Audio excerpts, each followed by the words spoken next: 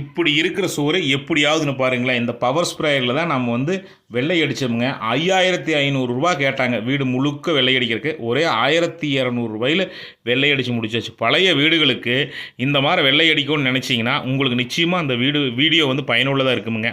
Video முழுசும் பாருங்கள். Power ஸ்ப்ரேயரில் எத்தனை கிலோ வாங்கிட்டு வந்து பவர் ஸ்ப்ரேயரில் எப்படி அடித்தோம், எப்படி இருந்த சுவர் இப்படி அடித்ததுனால, பவர் ஸ்ப்ரேயர் அடித்ததுனால எப்படி மாறி இருக்குதுன்னு நீங்களே பாருங்களேன். ஒரு சைடு பாருங்களேன். நீங்கள் வீடியோ முழுசும் பார்த்தீங்கன்னா உங்கள் பழைய வீடுகளுக்கு இந்த மெத்தேடில் நாமளும் நம்ம வீட்டை பூசலாம். குறிப்பாக செலவு குறைவாக பூசலாம் அப்படிங்கிற உங்களுக்கு ஒரு நல்ல ஐடியா வரும்.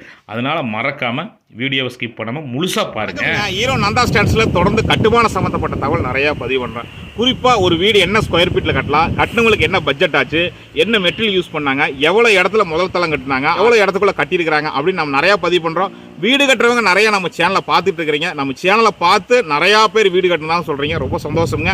இன்றைக்கி என்ன ஒரு தகவல் அப்படின்னு பார்த்தீங்கன்னா, ஒரு 100 வருஷம் ஆன வீட்டை வந்து பார்த்தீங்கன்னா நாம் வந்து பூசலாம்னு சொல்லி ஆள் தேடணுங்க. ஆள் கிடைக்கல. அதனால் என்னென்னா ஒரு நல்ல ஐடியா வந்து ஸ்ப்ரேயருங்க, அதாவது மருந்தடிக்க ஸ்ப்ரேயர் யூஸ் பண்ணி நிறைய பேர் வீடு பூசிக்கிட்டு இருக்கிறாங்க. என்ன அப்படின்னா இது புது வீட்டுக்கு வந்து ஒத்து வராதுங்க. இது நம்மளுக்கு பழைய வீடு, மண் செவருங்க. ஒரு 1.5 அடி செவருங்க. அகலம் மட்டுமே 1.5 அடி வரும். பழைய வீடு, மண் செவர் அப்படிங்கிறனால நாம் அதை வந்து பயன்படுத்தி இந்த பவர் ஸ்ப்ரேயரை கொண்டு நாம் வந்து ஒயிட் சிமெண்ட்டில் நாம் வந்து வீடு பூசி இருக்கிறோமுங்க. நீங்கள் இந்த மாதிரி பழைய வீடுகள் பூசணும் அப்படின்னு நினைக்கிறீங்கன்னா இந்த மெத்தட் வந்து நிச்சயமாக பயனுள்ளதாக இருக்குது.